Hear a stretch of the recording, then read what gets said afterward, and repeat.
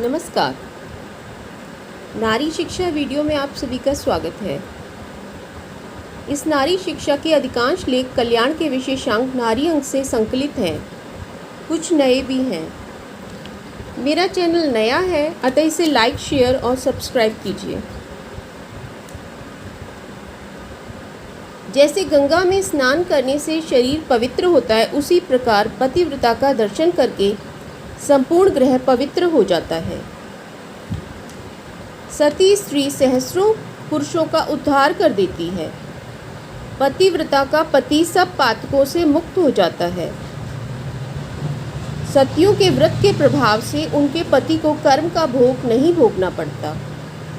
वह सब कर्म बंधन से रहित होकर सती पत्नी के साथ भगवान विष्णु के धाम में आनंद का अनुभव करता है।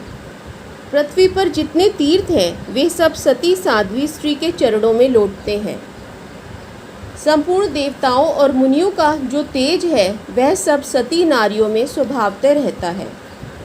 तपस्वी जनों का सारा तप, व्रत करने वालों के व्रत का संपूर्ण फल और दाताओं के दान का समस्त फल मिलकर जितना होता है, वह सब पतिव्रता देवियों में व्याप्त रहता है।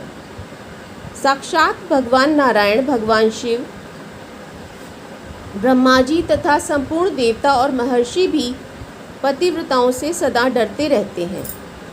सती की चरण धूलि पड़ने पर पृथ्वी तत्काल पवित्र हो जाती है। पतिव्रता को मस्तक झुकाने से मनुष्य सब पापों से छूट जाता है। महापुण्यवती पतिव्रता स्त्री सदा अपने तेज से तीनों लोकों को क्षण भर में भस्म कर डालने की शक्ति रखती है। पतिव्रता का पति और पुत्र, ये दोनों सदा निर्भय रहते हैं। उन्हें देवताओं और यम से भी किंचित भय नहीं होता। जो 100 जन्मों से उत्तम पुण्य का संचय करते आ रहे हैं, उन्हीं के घर में पतिव्रता कन्या जन्म लेती है। पतिव्रता को जन्म देने वाली माता पवित्र है और उसके पिता भी जीवन मुक्त हैं। समस्त लोकों की रचना करने वाले विधाता ने कहीं भी स्त्रियों के सिवा दूसरा कोई ऐसा रत्न नहीं उत्पन्न किया जो देखने, सुनने, स्मरण करने पर भी मनुष्यों को आनंद प्रदान करने वाला ना हो। उन्हीं के लिए धर्म और अर्थ का संग्रह होता है। पुत्र विषयक सुख उन्हीं से प्राप्त होता है। अतः मान ही जिनका धन है, ऐसे श्रेष्ठ पुरुषों को उचित है कि वे घर में अबलाओं को गृहलक्ष्मी समझकर सदा उनका आदर करें। जो लोग केवल वैराग्य मार्ग का सहारा ले स्त्रियों के गुणों को छोड़कर सिर्फ उनके दोषों का वर्णन करते हैं, वे दुर्जन हैं, ऐसा मेरे मन में अनुमान है। वे दोष वाक्य उनके मुख से सद्भावना से प्रेरित होकर नहीं निकले हैं। शंकर उमा संवाद में पतिव्रता की आदर्श का वर्णन किया गया है। एक बार महादेव जी ने भगवती उमा से श्रेष्ठ पतिव्रता स्त्री के धर्म वर्णन करने को कहा। उस समय गंगा जी आदि पवित्र नदी रूपणी देवियां भी उपस्थित थीं। तब उमा ने कहा, मैं जिस स्त्री धर्म को जानती हूँ सो सुनाती हूँ, आप सावधान होकर सुनिए। विवाह में कन्याओं के घर वाले उसे स्त्री धर्म का उपदेश पहले से ही देते हैं और स्त्री अग्नि की साक्षी देकर पति की सहधर्मिणी बन जाती है। स्त्री को सुंदर स्वभाव वाली, विनय युक्त, मधुर, हितकर वचन बोलने वाली, सुंदर दर्शन वाली, पति में अनन्य चित्त वाली, प्रसन्न मुखी और पति के साथ उसके धर्म का आचरण करने वाली होनी चाहिए। जो साध्वी स्त्री अपने पति को सदा देवता के समान देखती है, वह धर्मपरायण होती है, उसे धर्म का भाग मिलता है। जो स्त्री देवता के समान अपने स्वामी की सेवा शुश्रूषा करती है, पति के सिवा और किसी पर प्रतिभाव नहीं रखती, हर हालत में प्रसन्न, सुंदर आचरण युक्त होती है, जिसके देखने से पति को सुख मिलता है, जो सदा स्वामी के मुख को ही देखा करती है और नियमित भोजन करती है, वह धर्मचारिणी होती है। जो स्त्री, पुरुष और स्त्री दोनों को एक साथ रहकर उत्तम धर्म का पालन करना चाहिए, इस दंपति धर्म को सुनकर उस धर्म में लगी रहती है, उस स्त्री को पति के समान व्रत वाली समझना चाहिए। पति को सदा ईश्वर के समान देखने वाली स्त्री को सहधर्मिणी समझना चाहिए। जो स्त्री अपने स्वामी को देवता के समान सेवा करती है वह बिना ही वशीकरण के अपने पति को वश में कर लेती है।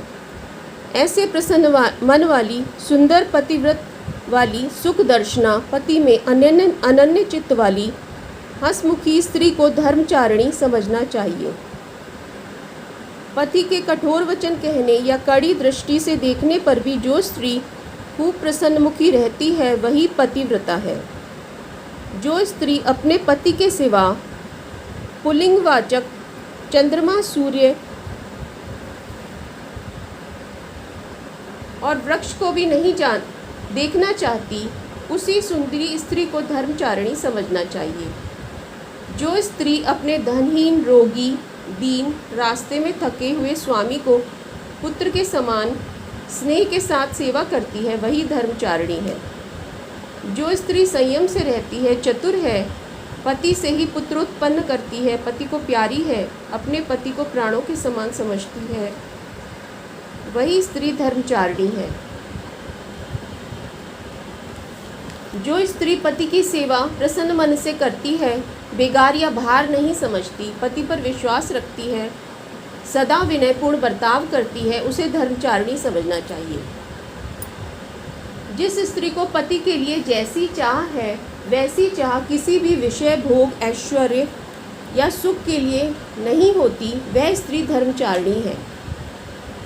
जो स्त्री प्रातःकाल उठने में प्रीति रखती है, घर के काम दत्तचित्त से करती है, घर को सदा साफ और गृहस्थी को व्यवस्थित रखती है, पति के साथ यज्ञ करती, पुष्पादि से देवताओं की पूजा करती है, पति के साथ देवता, अतिथि, नौकर और अवश्य पालनीय सास ससुर आदि को भोजन आदि से भली भांति तृप्त करके खुद भी भोजन करती है, वह धर्मचारिणी है।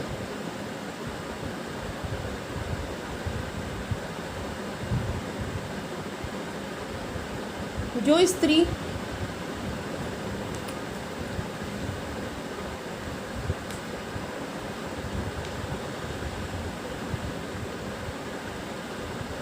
स्त्री अपने सास ससुर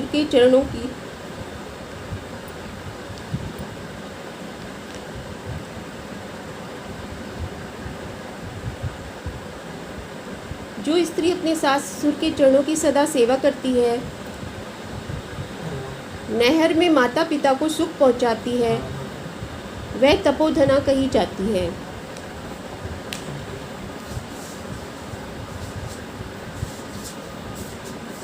जो ब्राह्मण दुर्बल, दीन, अनाथ, अंध और अपाहिजों को अन्नादि देकर उनका भरण पोषण करती है, वह स्त्री पतिव्रत धर्म वाली है।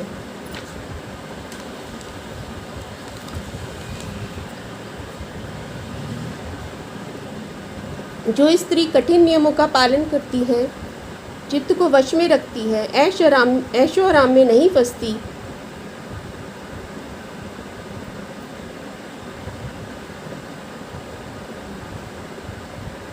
पति परायण रहती है, वह सती पतिव्रता है। स्त्रियों के लिए पति ही देवता है, पति ही मित्र है, पति ही गति है। पति के समान स्त्रियों की कोई गति नहीं है। पति की प्रसन्नता के बिना स्त्री को स्वर्ग की भी इच्छा नहीं करनी चाहिए।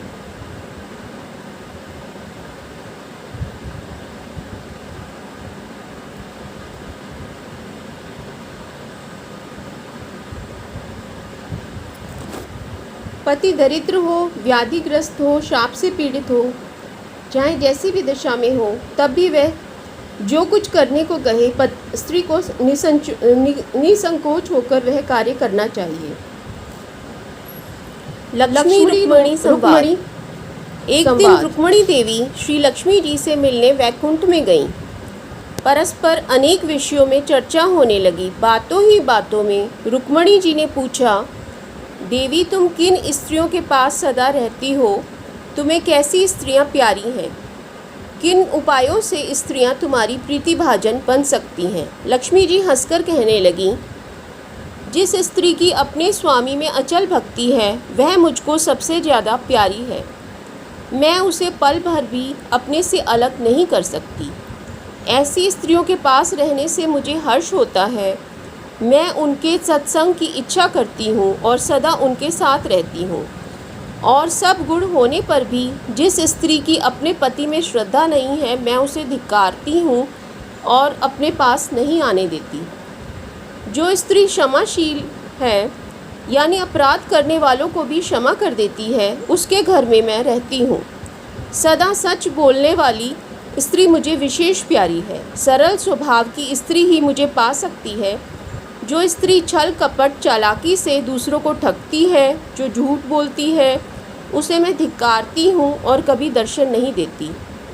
जो स्त्रियाँ पवित्र रहती हैं, शुद्ध आचरण वाली हैं, देवता और विद्वान ब्राह्मणों में भक्ति रखती हैं, पतिव्रत धर्म का पालन करती हैं, अतिथि सेवा के लिए सदा तैयार रहती हैं, वे मुझको जल्दी पाती हैं।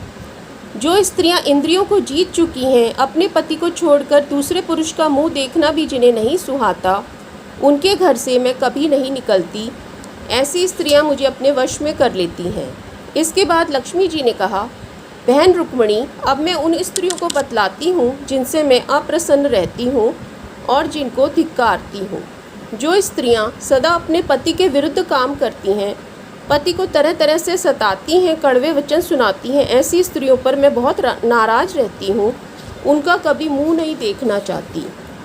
जो स्त्रियां अपने पति का घर छोड़कर दूसरे के घर में रहने को आतुर रहती हैं, ऐसी स्त्रियां नरक के कीड़े बनती हैं। मैं ऐसी स्त्रियों के पास नहीं आती। जो स्त्रियां बेशर्म हैं, झगड़ालू हैं, लड़ाईखोर हैं, कड़वी बोलती हैं, बहुत बोलती हैं, चाहे जिससे लड़ बैठती हैं, क्रोधी स्वभाव की हैं, बात बात में चिढ़ती हैं, जिनमें स्नेह और दया नहीं है, ऐसी स्त्रियों को मैं त्याग देती हूँ। जो अपवित्रता से रहती हैं, बहुत सोती हैं, आलस्य के वश में रहती हैं, बड़ों का कहा नहीं मानती, काम करते समय परिणाम का विचार नहीं करती, घर में अच्छी तरह व्यवस्था नहीं रखती, घर की चीज़ों को जहाँ तहाँ फेंक देती हैं, ऐसी स्त्रियाँ मुझे कभी अपना नहीं बना सकती। इस तरह से लक्ष्मी जी ने उन स्त्रियों के बारे में बताया जो उन्हें विशेष प्रिय हैं।